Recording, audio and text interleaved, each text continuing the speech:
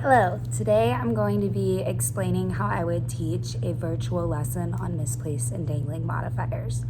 Now, when I start class, I always start with something I call good things, which is I ask any student if they have a good thing to share for the good of the group that's happening in their personal life, in school, whatever. And so I would call in a few students to share their good things, and then we would begin the lesson. To begin the lesson, I would like to show the students the state standard we're going to be working with today. And that state standard is a writing standard, so there will be writing involved, but we're also going to be having a lot of discussion and analysis. So when writing, students will use phrases and clauses within a sentence, recognizing and correcting misplaced and dangling modifiers. And our learning target today is that we will be able to identify misplaced and dangling modifiers in a given sentence, and then that we're able to take that incorrect sentence and fix it so it's grammatically correct. To start today's lesson, I would like to introduce misplaced and dangling modifiers by just briefly going over what a modifier is and what really classifies it as misplaced or dangling. So a modifier describes, clarifies, or gives more detail about a concept. A modifier should be next to the word it is meant to modify or describe. And when you have an issue where it's not next to it, that's what we call a misplaced or dangling modifier. Now, a misplaced modifier is a phrase or clause that's placed awkwardly in a sentence so that it appears to modify or refer to an unintended word. So it's modifying something it really shouldn't be modifying in the sentence, so it makes the sentence sound a little wonky and it doesn't make sense. Now, the dangling modifier would be a word or phrase that modifies a word that's not clearly stated in the sentence. So oftentimes with a dangling modifier, you're missing a word, like you're missing the noun or pronoun that tells us what's being modified.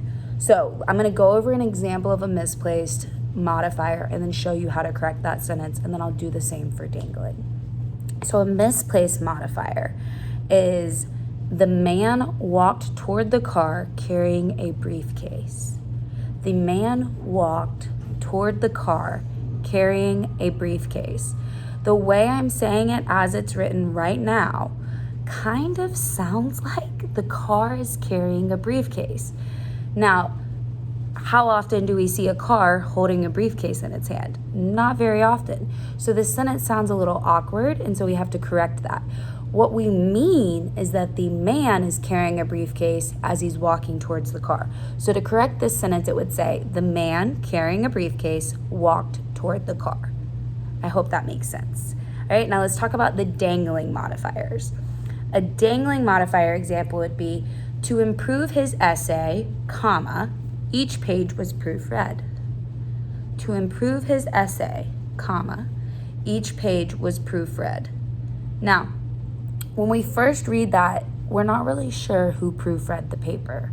Now, we can assume someone proofread the paper, but I would like that to be in the sentence so it's more grammatically correct and you're not leaving your reader up to assumptions. So to correct this, it would say, to improve his essay, comma, David proofread each page. And I'm going to give you another example of the dangling modifiers because those tend to be a little bit more difficult. So, when 9 years old, mom enrolled in medical school. Okay, right now that sounds really wonky because it kind of sounds like your mom was 9 years old when she went to medical school, which probably wasn't likely unless she's a prodigy. All right, so when I was 9 years old, comma, mom enrolled in medical school. That makes more sense by just adding in the word I and was. By adding those in, it tells us who was 9 years old when the mother enrolled in medical school. All right, so now we're going to do a little activity, and I'm going to model it for the students, and then we'll kind of do it together as a class. And then we'll do another activity where I model it, and then we'll do it together as a class. And then afterwards, hopefully we'll have enough knowledge of misplaced and dangling modifiers to be able to do a Google Forms quiz, and so we can really understand what we're gathering from today's lesson. All right, so the first activity is I'm going to read a sentence, and I will display it on the screen for the students to see.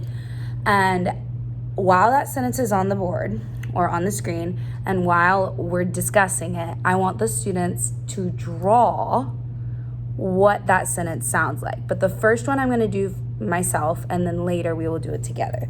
So for the first one, it says, the woman walked the dog in a blue dress and high heels. The woman walked the dog in a blue dress and high heels. Right now, it sounds like the woman is walking a dog that is wearing a blue dress and high heels, which would be hilarious, but probably not likely. So we're going to draw that out, what we think that looks like. And I've already drawn it out to show you. I always like to do the drawings first just to help students be more comfortable with their artistic abilities. When we were drawing quickly in class, the purpose isn't to make it the best drawing we possibly can give, rather to understand the concept of the lesson. So I drew the woman walked the dog in a blue dress and high heels. So right now we have a picture of a woman walking a dog that is wearing a blue dress with matching blue heels. Now that is really silly, but that's what the sentence reads like. So now we have to identify, is this modifier misplaced or is it dangling? Because we remember our learning target is to be able to identify whether it's a misplaced modifier or a dangling one. And then we're going to work together to correct the sentence.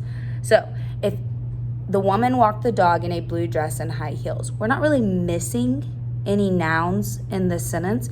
So it's probably going to be a misplaced modifier because we know it's not the dog that's wearing the dress and high heels. It's likely that it's the woman.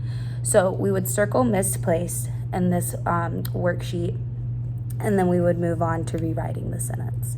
So to rewrite this sentence, I'm going to explain to the kids how to rewrite it and do it with them. And then after this, we will work on doing them together. So rewriting this sentence, it should read, the woman in a blue dress and high heels walked the dog. And then we would put a period at the end. Next, what I would do is assign each student their own sentence. I have multiple different examples for each student to have a different version, and then they would have their own drawings. I like to do it this way so the students aren't comparing their drawings. Each student would work on this, and we would work on it together, and I prefer to discuss it as a class. So if a student has a question, is this misplaced or dangling? I don't know, class, let's look at this. Waiting for the bus, the time went by slowly. Waiting for the bus, the time went by slowly. We don't know who's waiting for the bus. So this is probably a dangling one. So then we as a class would discuss why that's dangling and change it around to make it not. This is a fun activity because the students get to all share their individual pictures. It's often a good laugh for the whole class. And after that, we would then go into a worksheet because as fun as this activity is, when it comes to taking like state tests, I like to explain to my kids that like I love to do the engaging activities, but we also have to look at it in the more traditional sense so we're prepared when state testing rolls around. So the next thing we would look at is it's kind of like a grid worksheet where there's like different columns. So you have your incorrect sentences, and then in the middle, you're going to explain if it's misplaced or dangling. And then on the far right, you're going to rewrite the sentence correctly. And I would do the first one for the students. So the first one is, the smoke alarm went off while cooking my dinner. The smoke alarm went off while cooking my dinner. Right now, it sounds like the smoke alarm is cooking your dinner, which is not going to be happening. So that would be misplaced because we have all the words we need in the sentence. We just need to rearrange them. So now it would read, while cooking my dinner, the smoke alarm went off. While cooking my dinner, the smoke alarm went off. And then I would have the students start to work on them with me and help me correct them with the class. And then after that, I would like to leave like 3 or 4 at the bottom for the students to work on their own. And during that time, I like to conference individually with students so I can see what misconceptions are happening as we're learning. And then I can address those problems during the process so it doesn't become too far gone. After we go through this, we would check the worksheet together to make sure we're all on the same page, and then we would move on to the Google Form portion of our lesson. During this time, I've noticed I have a lot of kids in my class who have different accommodations for various reasons. So I've designed a cheat sheet that they could use during the Google Form quiz that's not necessarily going to help them cheat on the quiz, but it'll help them kind of grasp those concepts when they're thinking about it in an example format. So the cheat sheet has information like what is a misplaced modifier, what is a dangling modifier, and then it does give some examples of the incorrect versions and the correct versions, but those examples are not some of the ones that are used on the quiz. If I did it that way, they could just copy the answers, which would not show any learning done. So any student who needs it will be allowed to have the cheat sheet. I've also noticed some kids get additional time on assignments, and I like to have those conversations individually with those students at the beginning of the year so that they know if there's a deadline on assignment that I post, yes, that deadline is there for the greater amount of the class. However, if they need extra time, there will not be any penalty towards them. Also, there are a few students who have difficulty with reading comprehension. And sometimes when it comes to reading comprehension, when you're reading a multiple choice question and you're trying to find the correct version of a misplaced or dangling modifier sentence, it can be a lot to look at multiple options. So for those students, what I would do is I would eliminate some of their multiple choice options.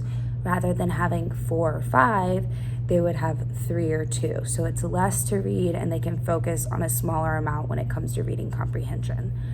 For those students as well, I believe the discussion of what the sentence sound like they mean and the drawing out would help them really grow in their reading comprehension skills.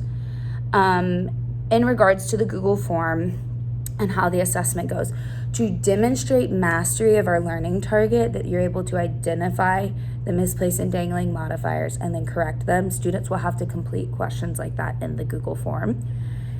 To show that they have mastered this learning target and this standard, they would need to score, I've always said, a C or higher, whatever that grade may be. In my district right now, it's currently a 70 or higher, which I think it may be the same for y'all.